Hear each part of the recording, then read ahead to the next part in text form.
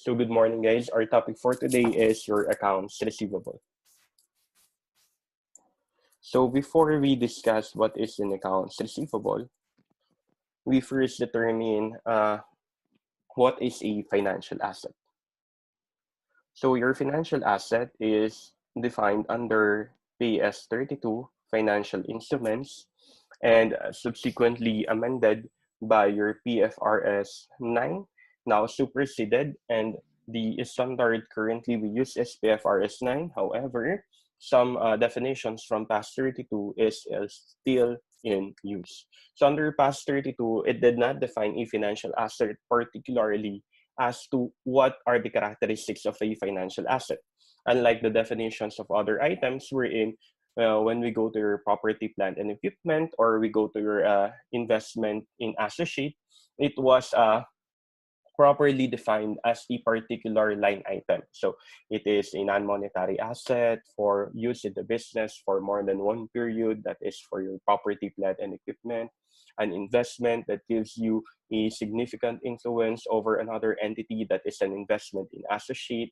So some standards strictly define a particular item of our financial statements into its own line item. So just like your PPE and your investment in associate. While your financial asset is not a definition given by the standard in which it defines a particular line item, because a financial asset this described or defined under PAS 32 enumerated the different types of financial asset. So financial asset under PAS 32 is an enumeration of your different financial assets. And we use that enumeration to define what is a financial asset. So you learn this one in your conceptual framework and accounting standards that a financial asset is a cash, a contractual right to receive cash, contractual right to receive cash that is potentially favorable to the entity. So take note the word potentially favorable.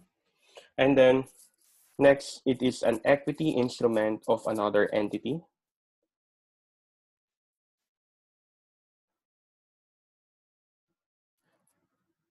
That is either derivative or non-derivative. Okay, so we're done with cash. We already defined cash. We go now to our contractual right to receive cash that is potentially favorable to the entity. So this definition is pertaining to receivables. This definition pertains to a receivable, and your receivables can be accounts receivable,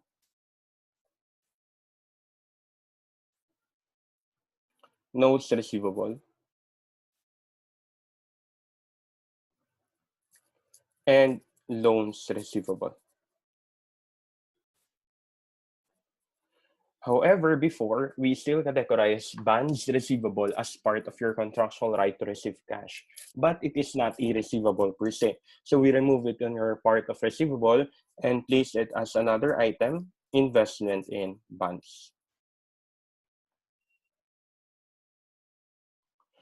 Then we go to the third item or third category of your financial asset. That is an equity instrument of another entity. So this talks about your different investments in equity securities. Investment in equity securities. Okay, so when we talk about your financial asset, it is not a particular definition of what is a financial asset, but it is an enumeration of different financial assets under PAS 32 superseded by PFRS 9. So first, we have your cash. Next, you have your contractual right to receive cash that is potentially favorable to the entity. When we say contractual right, that is your receivables and your investment in bonds. And under receivables, we have three: accounts receivable, notes receivable, loans receivable. And then on the third one, we have your equity instrument of another entity that is either derivative or non-derivative. So when we say derivative, it derives its value to an underlying. When it is non-derivative, it does not derive its value. It does not derive its value to a particular underlying. Okay, so we're done with cash. We proceed now to the second item of financial asset, that is the contractual right to receive cash of another entity. Okay, so from another entity that is potentially favorable to the entity. So we start first with your accounts receivable. So the items on your accounts receivable that we will discuss mainly comes from the presentation, measurement, and recognition. Okay, so we start now with our accounts receivable recognition. Accounts receivable recognition. So when do we recognize accounts receivable? So when do we recognize accounts receivable? So the recognition of your accounts receivable is provided under your PFRS 15. So what is PFRS 15? This is your revenue from contracts with customers.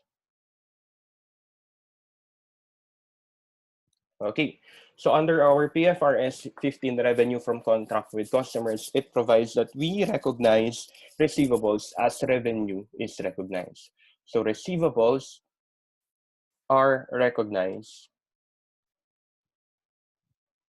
as revenue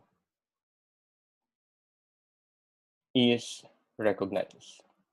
So we can only recognize receivable because of a revenue. Because the pro forma entry normally is we debit receivable and we credit sales revenue whatsoever. Okay, so receivable and then sales revenue. That's how we will recognize an accounts receivable. Now, why is it called an accounts receivable? It is an accounts receivable because it is a contractual right not particularly secured by any other document. Unlike your promissory note, so notes receivable is secured by a promissory note. A loan receivable is secured by a contract of loan. Your investment in bonds is secured by your bond indenture certificate, while your accounts receivable is not secured by any other contract. It is only an open account. It is only an open account. So when do we recognize again? If ever we have revenue from contracts with customers and we recognize a receivable. So receivable as an open account. Now, in your accounts receivable, what we need to learn is the initial measurement and the subsequent measurement, including the presentation. So, of course, for presentation, we still follow the recognition or the different standards of presenting a current or non-current asset or liability under your past one. So, past one will still govern the presentation of accounts receivable. So mainly, we will talk about your initial and subsequent measurement. Take note, guys, we will only recognize accounts receivable as we recognize revenue in accordance with PFRS 15. I know this was already discussed to you during your, what do you call this one, CFAS. So the 5-step model in your recognition of revenue. So we'll not dwell on that already because our topic will be more of what is an accounts receivable and how will we measure it. So for your receivable, what is the initial measurement? So the initial measurement of your receivable is governed under your PFRS 9, and that is equal to your fair value plus transaction cost, except if measured at FVTPL, wherein it is purely fair value. Okay, so fair value plus transaction cost, except if FVTPL, wherein it is measured at fair value. And what is this fair value plus transaction cost? This fair value plus transaction cost under your PFRS 15 is the amount of revenue. So it is the amount of revenue or the fair value of revenue. The fair value of revenue. So we don't actually incur transaction costs in the sale of our merchandise. That's why we recognize a receivable So generally, we just measure it at the fair value of the revenue, the fair value of the revenue or the transaction price. Now we go to the subsequent measurement. What is the subsequent measurement? That is still under PFRS 9, and that is your amortized cost. Amortized cost. So what is the amortized cost? Amortized cost is more used on our net notes receivable, uh, loans receivable, investment in bonds, and those items only.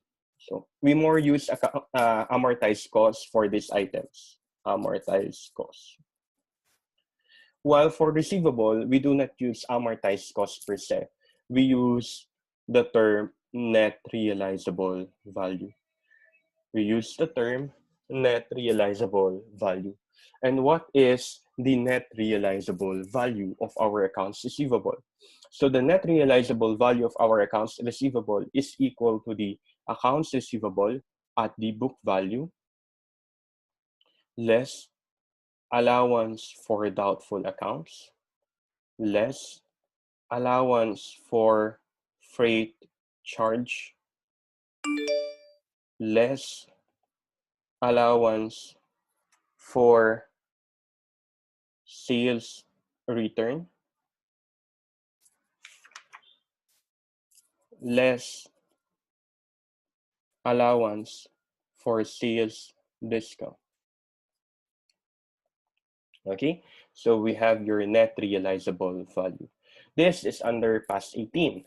So ito yung main problema natin.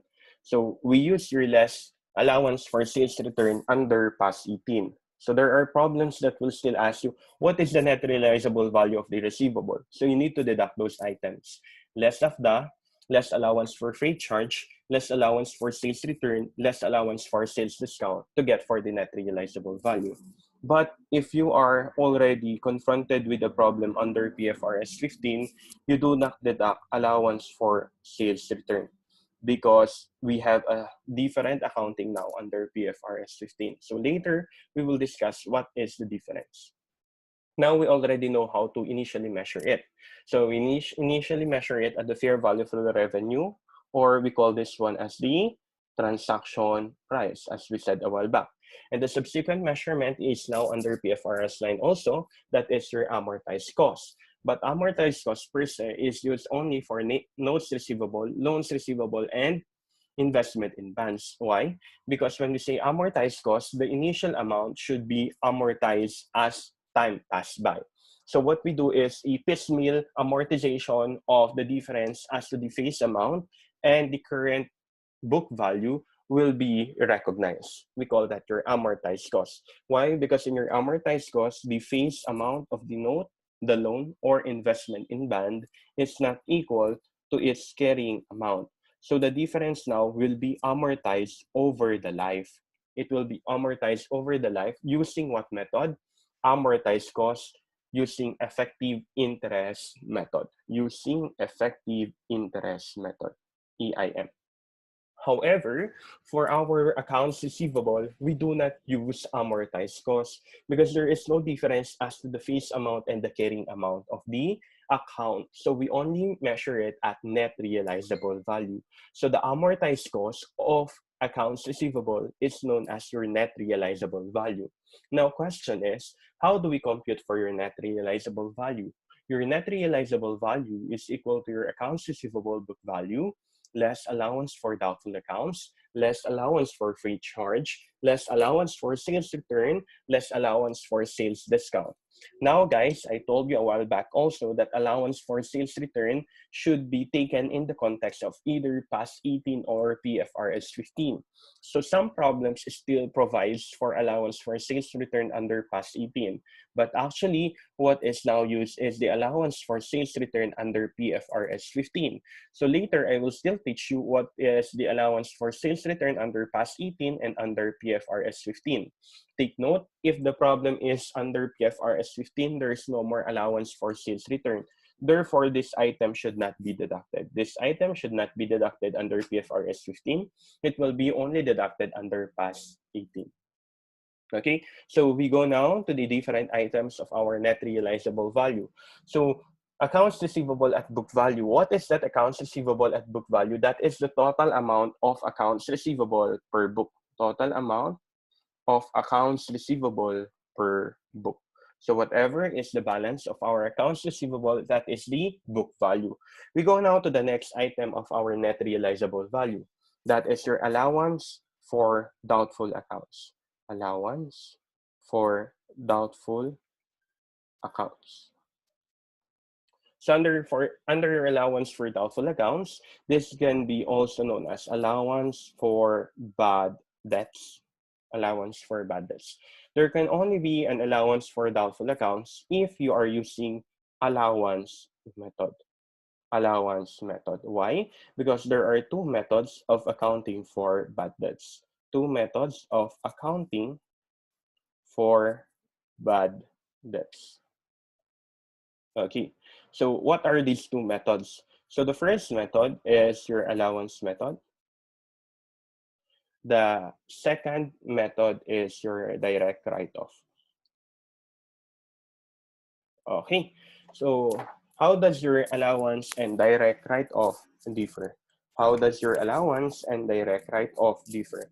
So under your allowance method, we provide an allowance for bad debts. So as to allowance for bad debts, we provide allowance for bad debts.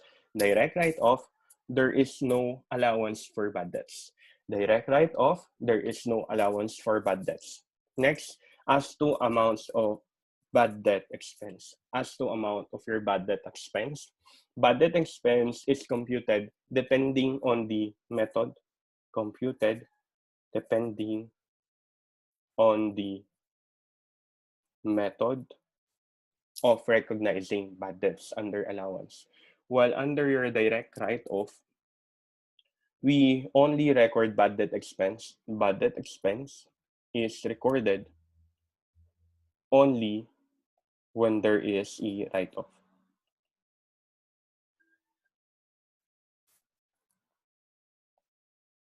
Okay, so under allowance method, we have an allowance for bad debts or allowance for doubtful accounts.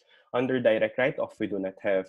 Now, as to the bad debt expense, we say that in your allowance, we are to compute depending on the method. Meaning, depending whether it is your balance sheet method or your income statement method. Next, under your direct write-off, bad debt expense is recorded only when there is a write-off. Now, in your allowance, we provide an allowance, right? So, as we provide an allowance, we ascertain the amount of our allowance for bad debts together with the bad debt expense.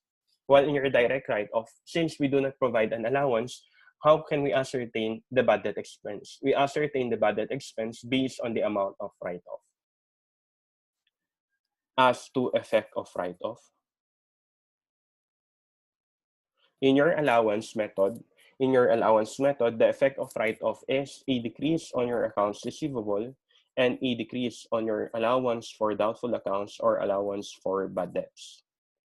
While in your direct write-off, the effect of your write-off is an increase on your bad debt expense or your doubtful accounts expense, and also a decrease on your accounts receivable. How about the effect of your recovery? How about the effect of your recovery? The effect of your recovery will increase your accounts receivable and will increase your allowance for doubtful accounts.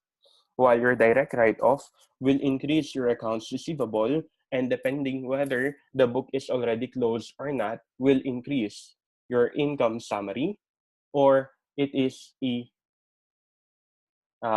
prior period adjustment, then you can already close it to your retained earnings in the view of corporation, or capital in the view of your partnership and sole proprietorship. Okay? So it depends if it's temporarily closed. So yun lang naman yun. So if ever it is recovered, so it will increase your accounts receivable or will increase your income summary. If ever it is not, or it is partially closed, and if it's closed, it will increase retained earnings or capital. Sir, what if the recovery happens during the period? There is no closing of books yet. Then it will decrease bad debt expense. It will decrease bad debt expense. So in case, another effect is it will decrease bad debt expense if in case it is made during the period, not when the books are already closed, not when the books are already closed. Now, since you already know the differences between the allowance and direct write-off method, we go now to the journal entries in your allowance and direct write-off. So what are the journal entries under your allowance and direct write-off? So our first difference is to the allowance of bad debt. So recording of allowance. So as your recording of allowance under your allowance method, your entry is debit, doubtful accounts expense, allowance for doubtful accounts, or you can use bad debt expense, allowance for bad debts. How about in your direct write-off? We say there is no allowance, therefore no entry. No entry. Next, as to the recording of write-off. As to the recording of write-off, under allowance method, how do we record your write-off? We debit AFDA, or allowance for bad debts, and then we credit doubtful accounts expense or bad debt expense. While for your direct write-off method, how do we record it? So we debit your doubtful accounts. Ano, mali yun nandito. This should be ER. This is doubtful accounts expense, debit doubtful accounts expense, and you credit AR. You credit AR. Okay? So that's it for our write-off. Now, we have your recovery. We have your recovery. How do we record a recovery? Sir, what is a recovery? So a recovery is a subsequent event in which after you write off a particular account, there is a knowledge from the company that the customer can already pay. So initially, hindi niya kaya magbayad. However, subsequently, you have known that there is now the ability to pay of the previously written off account or the customer. So there will be a recovery. So if there is a recovery, how do we record under your allowance? We debit, AR, we credit, allowance for doubtful accounts. So we just need to reset up our accounts receivable. While for your direct write-off, it depends on when did you know about the recovery. Is it after the accounting period, the books are already closed, or the books are partially closed, or the books are still open? So it depends. But we use for now accounts receivable and credit bad debt expense to assume that the recovery happened when the books are still open. When the books are still open. Now, guys, as to the issue of recovery, take note that your recovery can be a recovery with a subsequent collection,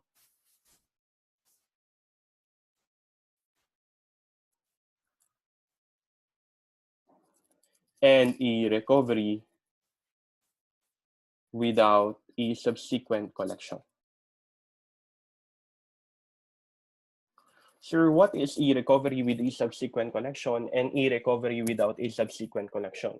So when we say recovery with a subsequent collection, as you recover the AR, you also collect it.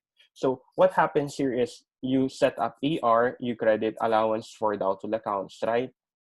And then you subsequently collect it also, the AR. So you debit cash, you credit AR. So in short, your entry here should be on the cash, debit cash, credit AFDA. Your entry here is cash, credit, AFDA, because the recovery, there is a collection. Now, how about if ever the recovery with a subsequent collection happened in a direct write-off method? So your entry now is, of course, cash naman, debit cash, credit, bad debt expense, okay?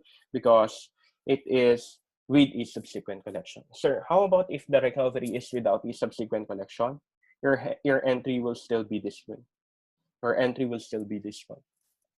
Okay, so sir, what do we mean again with e-recovery with a subsequent collection? E-recovery with a subsequent collection means that as you recover or as you have knowledge that there is the ability to pay of the customer, which was already previously written off, now you also collect the amount. So ito normally na akala mo yung kaibigan mo hindi niya nababayaran yung utang niya, pero nagulat ka na lang binayaran niya agad yung utang niya. So nung una, nung nalaman mo hindi siya magbabayad ng utang niya, kasi alam mo naman na yung kaibigan mo na hindi talaga siya nagbabayad ng utang, tapos since kaibigan mo siya, pinautang mo pa rin siya. So ang ginawa mo, nung pinautang mo siya, directly, may allowance for doubtful accounts ka. Tapos nag-write off ka na rin agad. Pero nagulat ka na lang, nagbago na pala yung kaibigan mo, nakolekta mo agad. So, anong ginawa mo? Since nakolekta mo agad siya, hindi mo na isa-set up uli yung AR kasi parang tanga naman na isa-set up mo pa yung AR, makukolekta mo lang din naman. So, your entry will be debit cash, credit AFDA instead of debiting AR AFDA and then subsequently making another entry which is cash and AR. So, you go with another entry or a single entry instead that is cash AFDA. Okay, so but if ever you cannot subsequently collect it, even if there is already a notice of recovery, then just debit AR and credit after. Debit AR, credit after. So after learning the different journal entries under your direct write-off and under your allowance method, we go now into the determination of your bad debts. So how do we determine bad debts? To determine your bad debts, we have two methods. We call them your balance sheet approach and also your income statement approach. So balance sheet approach is composed of two items. Mainly, we have your percentage of AR and percentage of, no, it is your percentage of AR and your percentage of AR and aging of AR. And under your aging of AR, we have another item, right? We have your aging of AR according to your past due accounts, aging of AR as your past due accounts, and your aging of AR according to the age of AR only. Now, under your income statement approach, you only have one item, that is your percentage of sales. Now, under your balance sheet approach, why is it called your balance sheet approach? And why is it called income statement approach? It is called your balance sheet approach because the amount computed under this approach,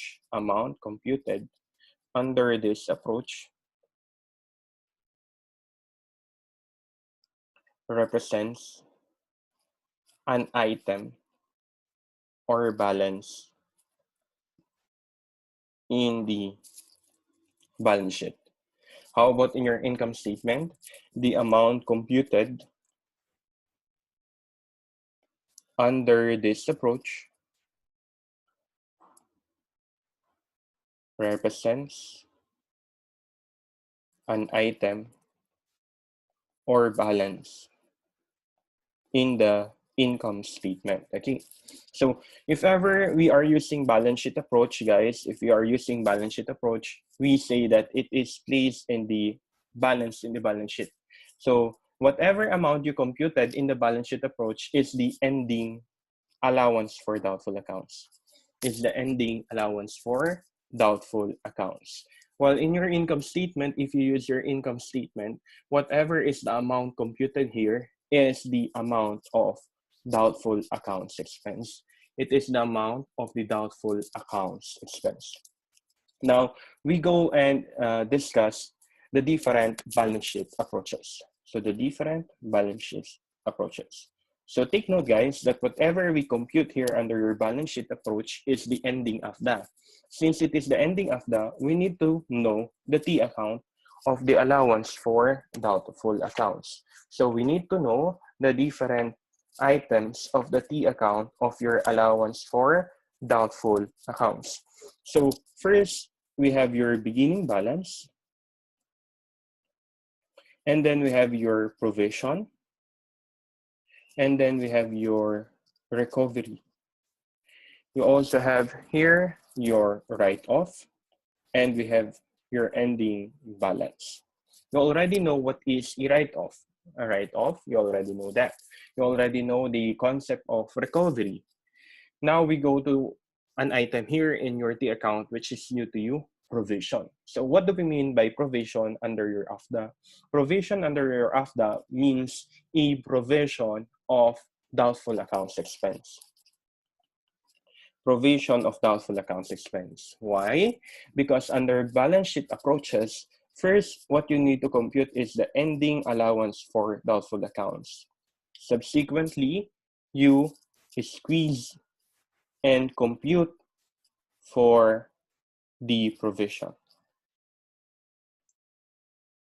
Because guys, in your accounting for doubtful accounts, normally questions revolve around what is the ending balance of the doubtful accounts or what is the amount of our doubtful accounts expense. So, dalawa lang naman pag-iikutan ng mga tanong pagka doubtful accounts dyan. What is the ending AFDA and what is the amount of our doubtful accounts expense? So, under balance sheet approaches, remember that what we compute here is the ending balance of AFDA. So this is the first we compute, then we try to squeeze and compute for the provision. We try to squeeze and compute for the provision. That is under your balance sheet approaches. So we discussed first the first item of our balance sheet approach. The first item in our balance sheet approach is percentage of AR. Percentage of AR. So let's have this example. So let's say we have our sales amounting to 900,000. So we have our ending AR amounting to 400,000. We have your of the beginning, 10,000. We have a write-off of 2,000, a recovery of 500, a recovery of 500. And we use the percentage of AR to compute for your ending balance of AFDA. That is 5%. That is 5%. Okay. Now we're ready to answer. So we use the T account first to compute for the ending balance of AFDA. So using percentage of AR, how do we compute? So we get for the balance of AR multiplied by the percentage of AR use. Okay, so we use that formula. The balance of AR is, the ending balance is 400,000. We multiply it to the percentage of AR, that is 5%.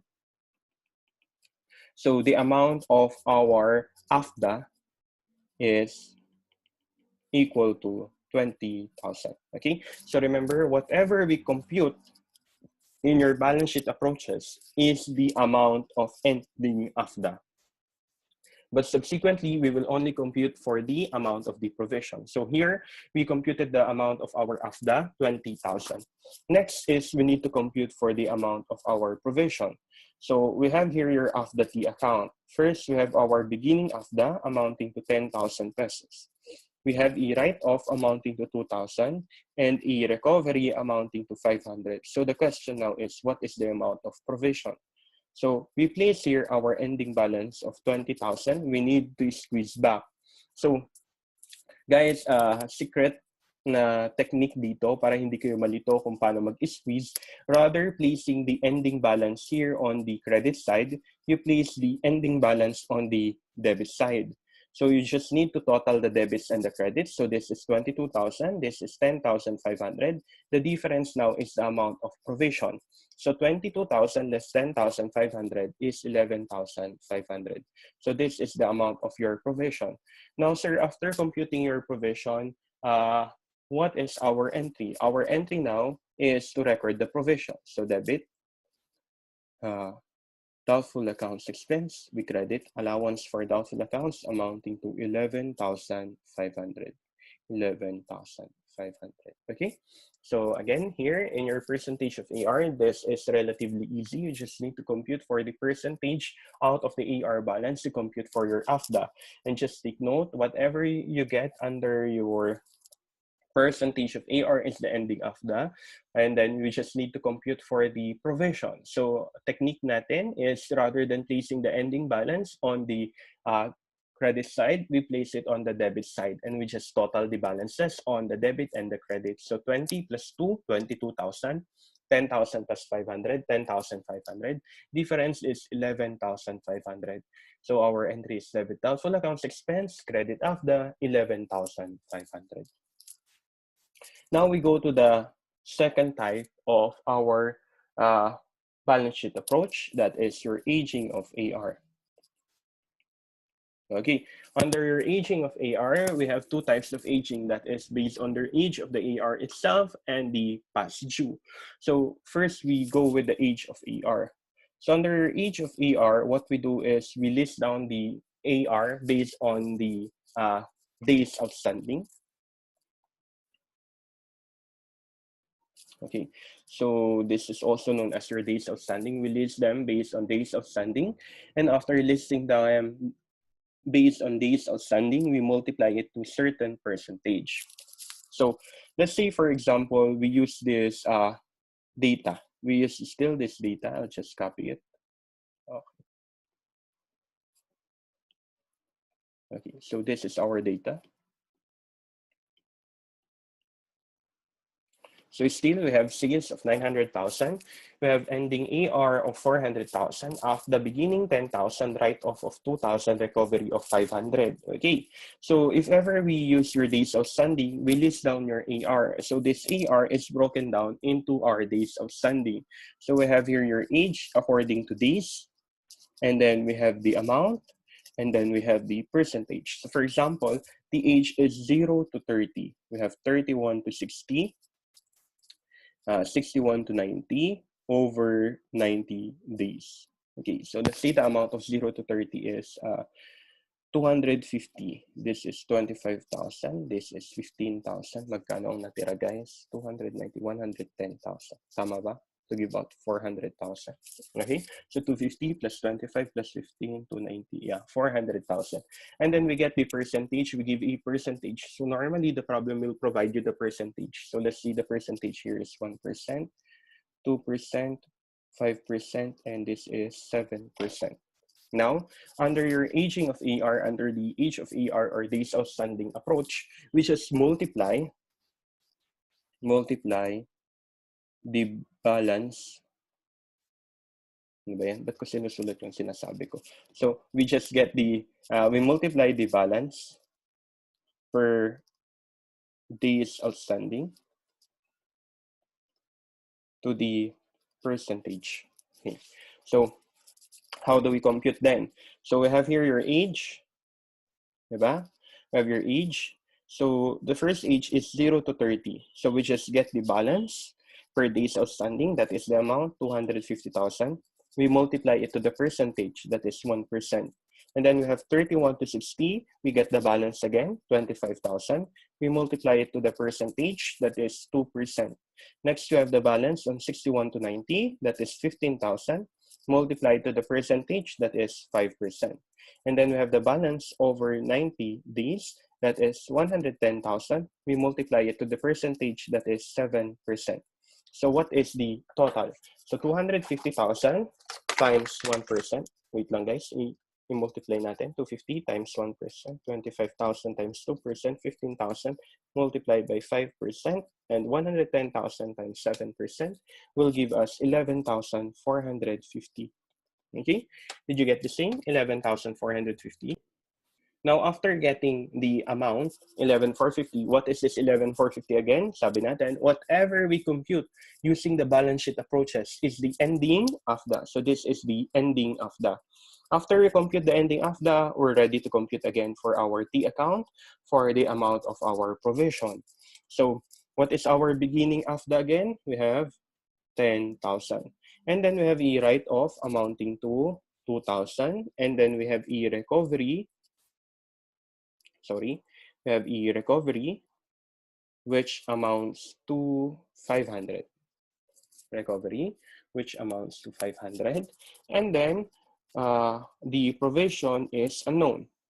So, anong technique natin ulit? You place on the debit side the amount of ending of the 11,450. You get the total of each side. So, 11,450 plus 2,000 will give you 13,450. And for the credit, we have 10,500. So, what is the difference? The difference now is equal to, wait, I don't know how to deduct it. 2,950. Hindi ko siya ma-mental. 2,950. So our 2950, and the computed 2950 now is the amount of doubtful accounts expense. So again, our process, first compute for AFDA, then you compute for the amount of your provision. But whatever is the amount you computed using the different methods under your balance sheet approach, that is your ending AFDA. So how do we make our entry? We debit doubtful accounts expense amounting to 2,950, and we credit allowance for doubtful accounts 2,950. Okay, so that's it for our days outstanding. So it's again relatively easy. Just get the balance per days outstanding. You multiply it to the percentage. We go now to the third item under your balance sheet approach. That is your days past due. So under your days outstanding, what happens is we just compute for the balances based on the days outstanding. While here in the third one, we get it on your past due. So when can we say that the item or the receivable is past due? The receivable is past due depending on the credit term.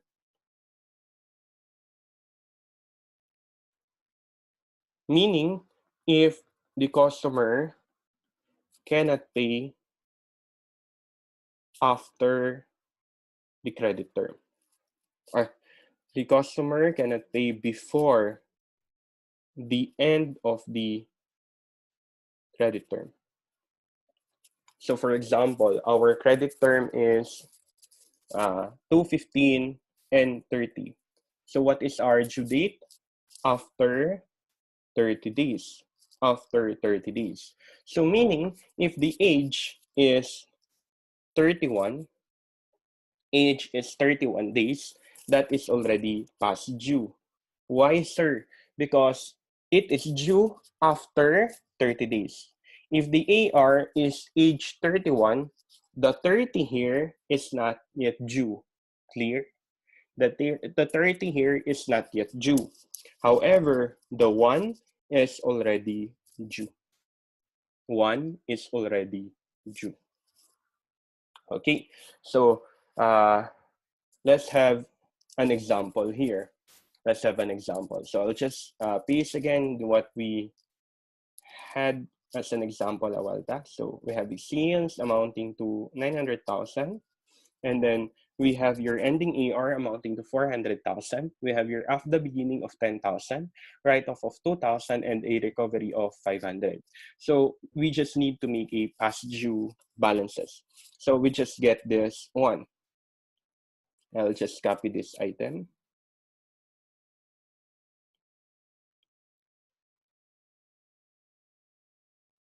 Okay. So let's say this is the age. This is the age. So age in days, 0 to 30, 31 to 60, 61 to 90, over 90. And this is the schedule for percentages.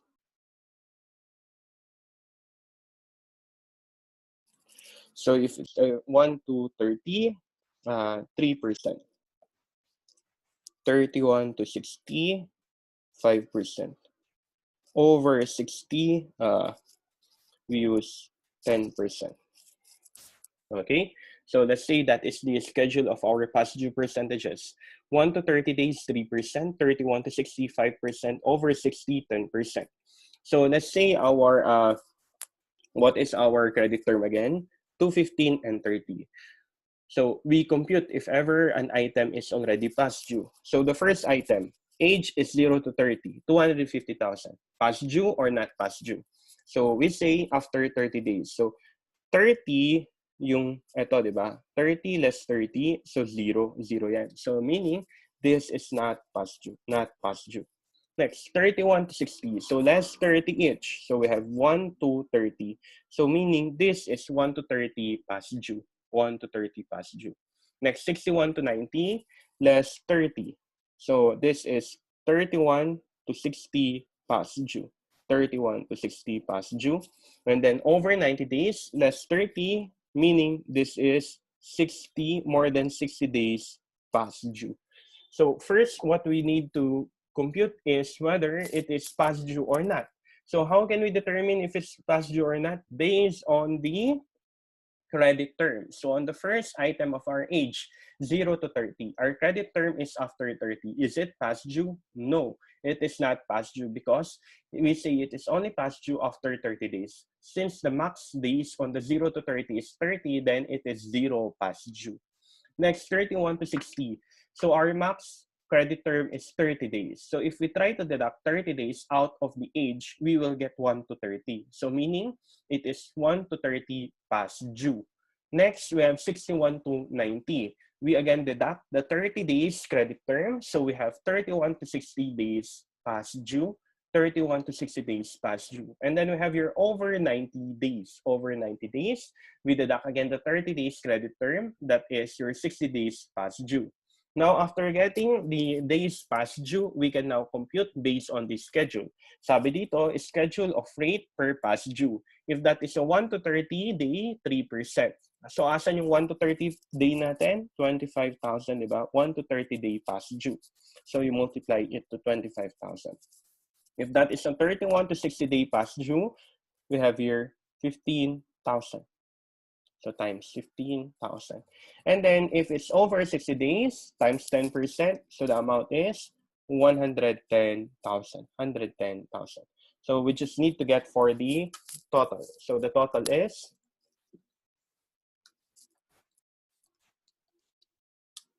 19,250.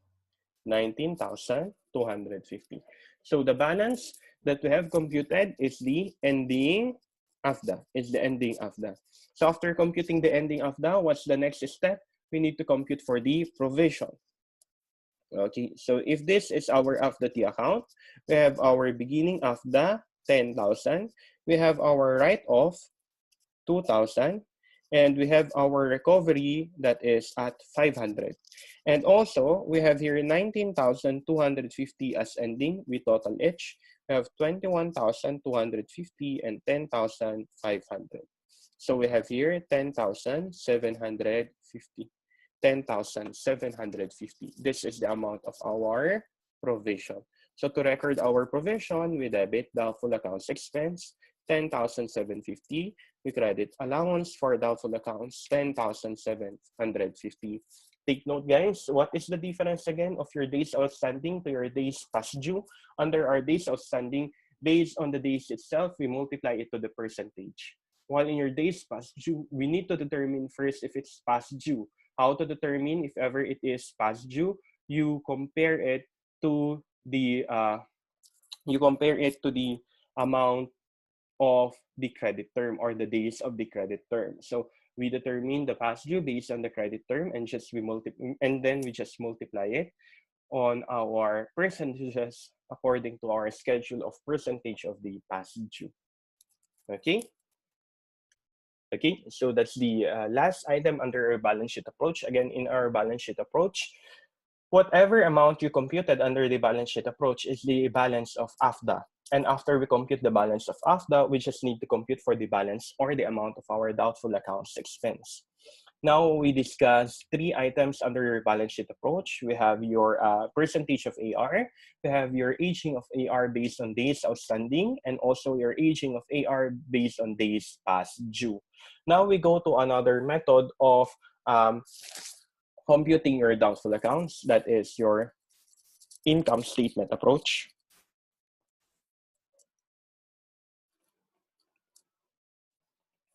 Or known as your percentage of sales. So under your income statement approach or percentage of sales, we said the amount computed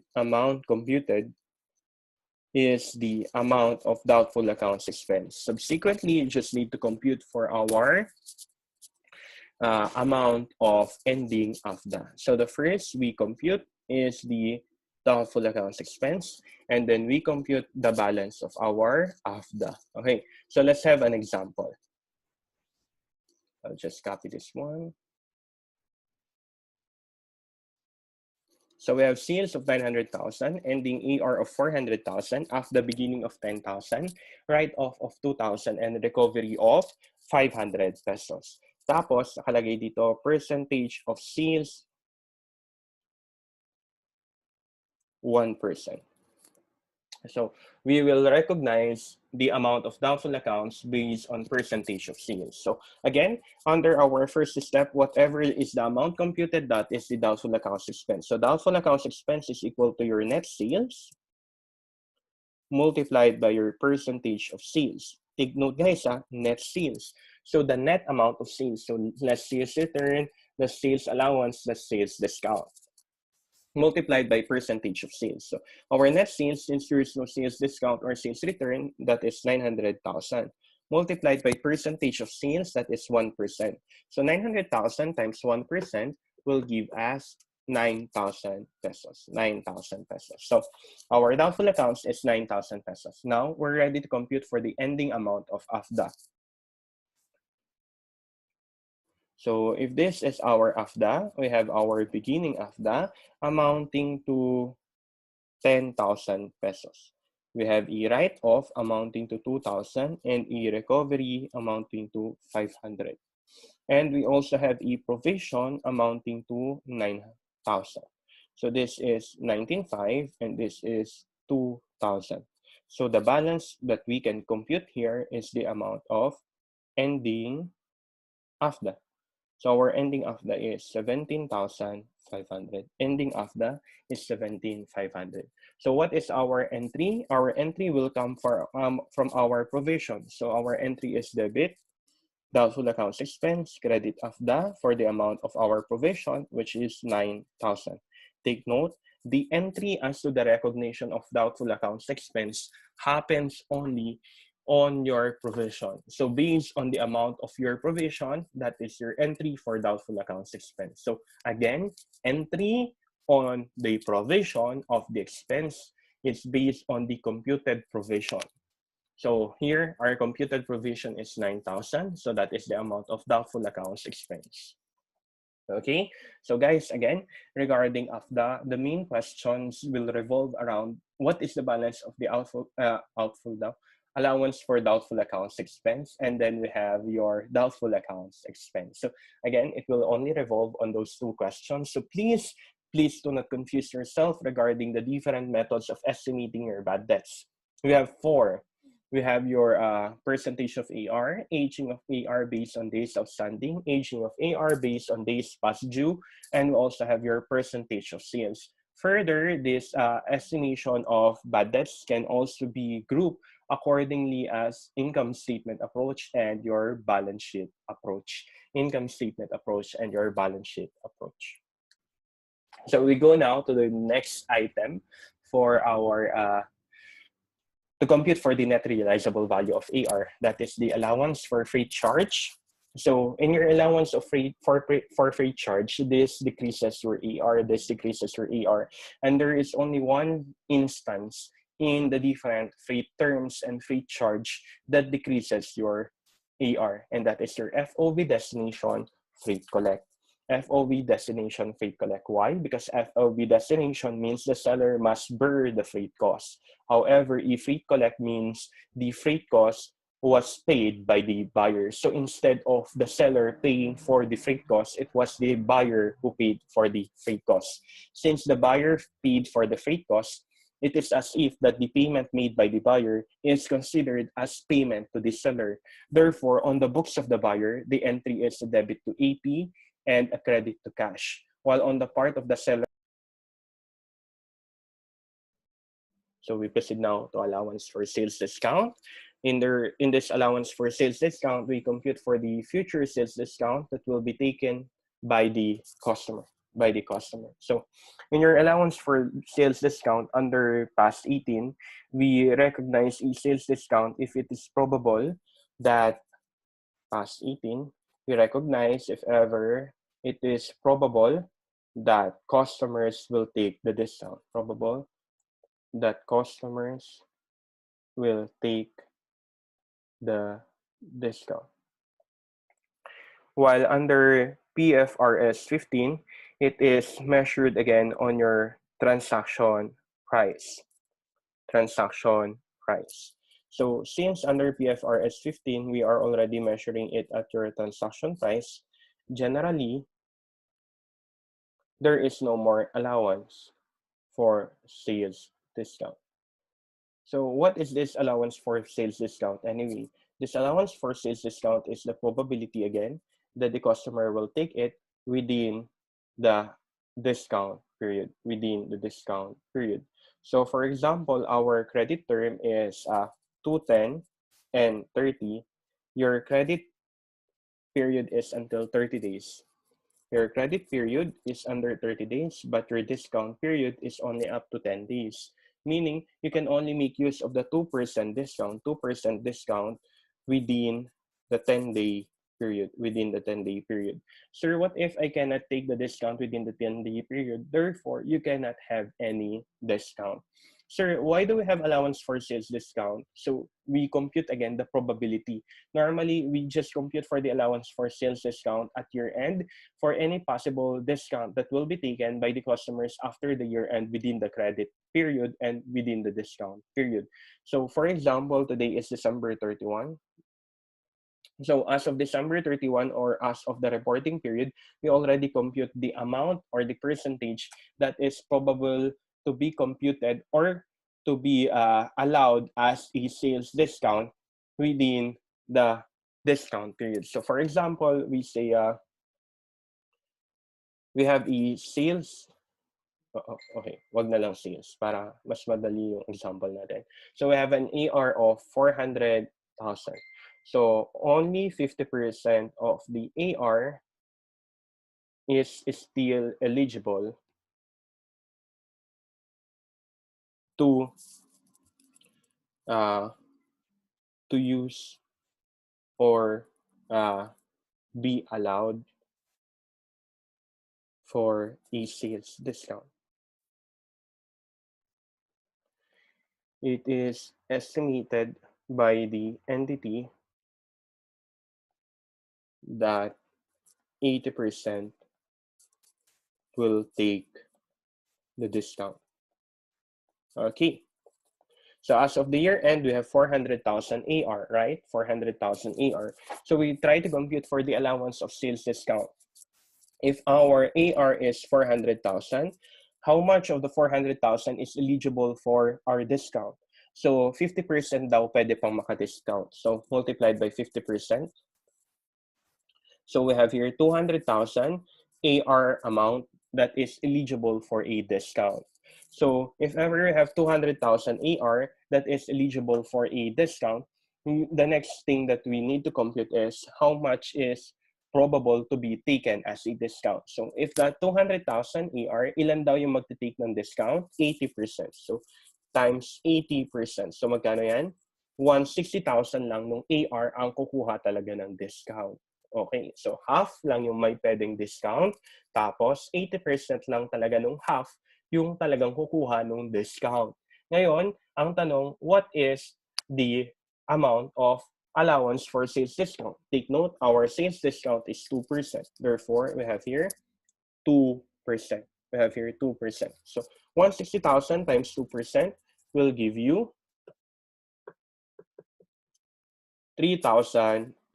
So this is now our allowance for sales discount. So look guys, here again, we just estimated the probability of the amount that we can reduce the AR as to future discounts. So based on the amount of AR, how much AR is still eligible for the discount? So ilan pa yung pwedeng kumuha ng discount? Next, ilan dun sa pwedeng kumuha ng discount ang kukuha ng discount? And then we just compute the discount. So here, in our example, 50% of the AR is still eligible for the discount. And then out of the 50%, only 80% will get the discount. And out of that 80% now, we can compute for the discount. So 3,200, 3,200. So our discount is 3,200. So how do we make our entry? So debit, allowance for sales discount, credit, sales discount, or the other way around. Our entry is debit, sales discount because it will decrease your sales. And you credit allowance for sales discount. So instead of just 'Di ba, ang normal kasi is debit sales discount, credit accounts receivable. Normal 'yan pagka may sales discount. But here kasi we are just estimating the amount of the discount. So we credit allowance for sales discount at the amount of 3,200. Take note, guys. Allowance for sales discount is used under your past 18 depending on the probability. But under PFRS 15, generally, we measure it based on the transaction price already. You measure it already under your transaction price. And guys, please do not forget how to initially record your accounts receivable. How do we initially record your accounts receivable in cases of discount? So in cases of discount, how do we initially record your accounts receivable? We have two methods, right? We have your gross method. We have your net method. Okay, so first is as to the trade discount. As to the trade discount, it is not recorded. It is not recorded. It is directly deducted on the balance of AR. Okay, it is directly deducted on the balance of AR. As to cash discount, under gross method, it is not yet deducted on the balance of AR. Therefore, AR here is net of trade discount, but gross of cash discount. Okay, so under gross method, the AR here is net of trade discount, but gross of cash discount. How about under net method? So as to cash discount, it is already deducted on the balance of the AR. Therefore, the AR under your net method is recorded at net of trade and cash discount. Net of trade and cash discount. Okay, so let's have a review on the different entries as to your gross and your net method. So we have here your gross method and we have here your net method. So first, recognition of the sales. Recognition of credit sales. So we debit here on your gross AR and credit sales. Here under your net debit AR credit sales. While here, the amount of your gross is only net of trade discount but gross of cash discount. While in your net method, the AR and the sales is net of trade and cash discount. It is net of trade and cash discount. Next, as to taking of the discount. Taking of the discount. So what is our entry? So we debit sales discount, we credit AR, and we debit cash. Okay. So meaning this is a payment received within the discount period. Okay, so there is a sales discount. While under your net, we debit only cash and AR. Cash and AR. Why? There is no more sales discount to be recorded. Why? Because here it is initially recorded net of cash discount. Here, gross of cash discount. Therefore, if there is a cash discount, you record the sales discount. Here, since it is net of cash discount, you will not record any sales discount. Next, what if the payment is received outside the discount period? Outside the discount period. So what is our entry? We debit here cash AR. While here, our entry is debit cash, credit AR, credit sales discount forfeited. Credit sales discount forfeited. So we already know that a sales discount is a contra sales account, while a sales discount forfeited is an adjunct account. What do we mean by an adjunct account again? You add the value to the account. So it is an addition to your sales. It is an addition to your sales. Sales discount forfeited. Okay. So guys, again, this is just a review of your gross and net method. I know this was already discussed to you in your AE 100 as to the recognition of your credit sales in your gross with debit AR with credit sales. So what is the amount that is placed on your AR and your sales? That is net of trade discount and gross of cash discount. Under net, how do we recognize the credit sales? With debit AR, with credit sales. That is net of both trade and cash discount. Now, as to the taking of discount under your gross, with debit sales discount, with debit cash, with credit AR. Why is there a recording of sales discount? Because again, the payment is made within the discount period, and initially we recorded AR at gross of the cash discount. Therefore, when the cash discount is taken, we need to take it up in our book as a sales discount. How about under net method?